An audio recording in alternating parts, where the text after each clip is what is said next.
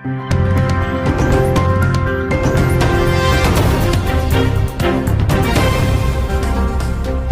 Jungle.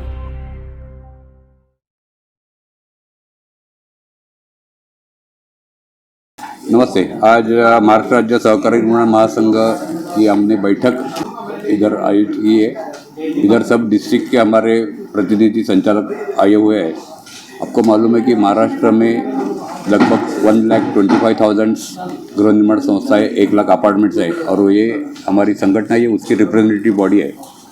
गृह निर्माण संस्था में बहुत हमारे जो प्रश्न प्रलंबित है सरकार के साथ, उसके उधर हम लोग आज सब डिस्कशंस कर रहे हैं। उसमें डीम कन्वेंस, मानव हस्तांतरण, जो थकबाकी डिफॉल्टर मेंबर्स के बारे में, उसने रीडेवलपमेंट, सेल्फ डेवलपमेंट यानी कि पुनर्विकसन, उसके बारे में चर्चा करेंगे।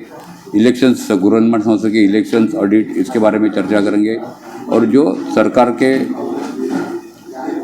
सहकार खाते के और दूसरे खाते से हमारे जो प्रश्न प्रलंबित है, उसके बारे में सरकार को ये आचार संहिता खत्म होने के बाद हम लोग उसका फॉलोअप करेंगे। इसके लिए आज हमने इधर बैठक आयोजित की है। और मुझे मेन मुद्दे क्या, उसके मेन मुद्दे ये कि जो संगठन के लिए नॉन एग्रीकल्चर टैक्स का बहुत सारे प्रलंबित है, टैंकर मुक्त संस्था, पानी सबको मिलना चाहिए, ऐसे बहुत सारे प्रलंबित प्रश्न है। रीडेवलपमेंट या सेल्फ डेवलपमेंट के लिए सिंगल विंडो सिस्टम है, ये प्रलंबित है। उसके लिए गवर्नमेंट के पास करने के लिए आगे चल के क्या फर्दर हमारी नीति रहेगी, इसके लिए आज बैठक आयोजित की है। सर, औरंगाबाद जिले में आपके कितने मेंबर्स हैं? औरंगाबाद जिले में 750 मेंबर्स है। औरंगाबाद डिस्ट्रिक्ट की जो फेडरेशन है, उसके फ्रांसिस ये हमारे इधर के मुख्य आयोजक है। हर एक जिले के एक प्रतिनिधि हमारे फेडरेशन में कार्यरत है। और आप क्या कॉम्प्लेक्स में ऐसे देखे जाता है कि बहुत से लोग फ्रॉड करते हैं और नाम पे नहीं करके देते जल्दी से, उसके लिए हमने सब हमारे जो चेयरमैन, सेक्रेटरी, कमेटी मेंबर है, उनको बोला है कि जो गवर्नमेंट ने जो गाइडलाइंस दी है, महाराष्ट्र राज्य के जो बायलॉज, रूल्स, एक्ट है, उसके मुताबिक सब लोगों ने ट्रांसफर करना चाहिए। हर एक महीने में एक उनकी मैनेजिंग कमेटी का मीटिंग लेना चाहिए, ऑडिट सब लेना चाहिए, जनरल बॉडी मीटिंग लेनी चाहिए। और ऐसे कुछ प्रॉब्लम हुए तो हर एक सोसाइटी में अपने अपने ट्रांसफर केसेज जो अगर रहेंगे तो उसको तुरंत उस महीने के बैठक में, मासिक बैठक में उसका ट्रांसफर केसेस क्लियर करने चाहिए। महाराज की तरफ से लोन का क्या हुआ?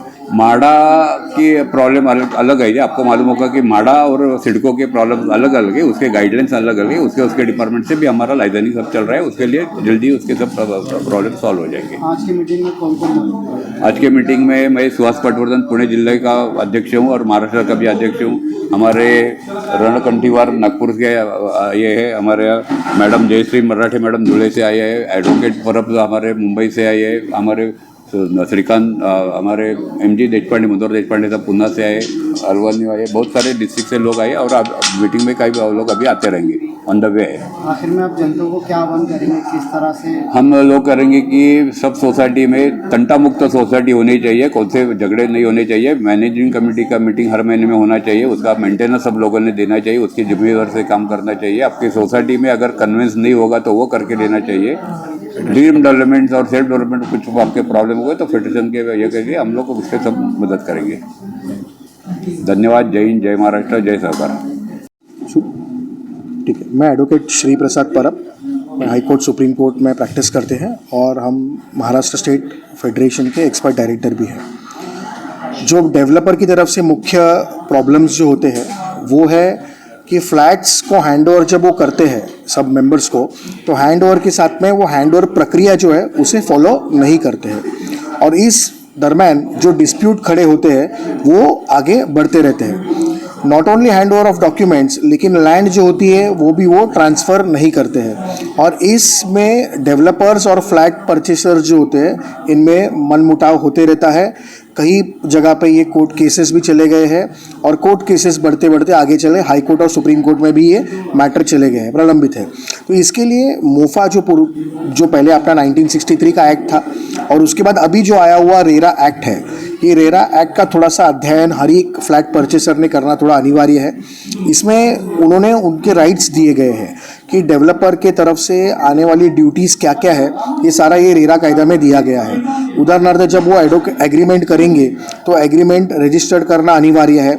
रजिस्ट्रेशन के टाइम पे कितना अमाउंट लेना चाहिए, रजिस्ट्रेशन के पहले वो नॉट मोर देन 10% अमाउंट ले नहीं सकते। फ्लैट की जो 10% अमाउंट एक्सीड होती है तो उन्हें एग्रीमेंट रजिस्टर्ड करना अनिवार्य है। उनको डिस्क्लोजर सारे देने ज़रूरी है। फ्लैट बिल्डिंग्स में जो भी एमिनिटीज़ वो प्रोवाइड करेंगे उसका पहला डिस्क्लोजर देना ज़रूरी है। डिस्क्लोजर अगर चेंज करना है, मतलब आगे चल के उनको एमिनिटीज़ चेंज करनी है कंस्ट्रक्शन के टाइम पे, तो उन्हें 2/3 कंसेंट लेना पड़ता है।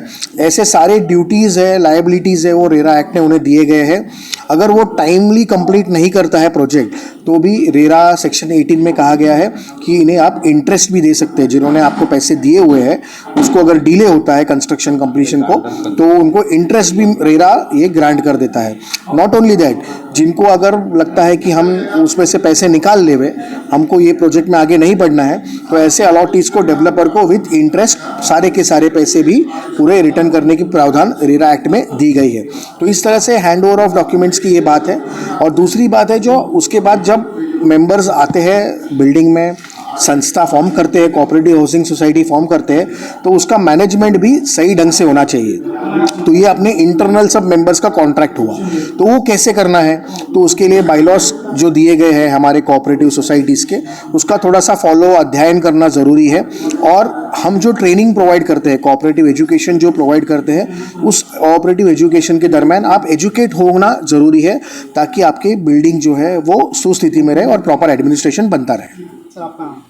एडवोकेट श्री प्रसाद मधुकर परब, स्टेट महाराष्ट्र स्टेट फेडरेशन के मैं एक्सपर्ट डायरेक्टर।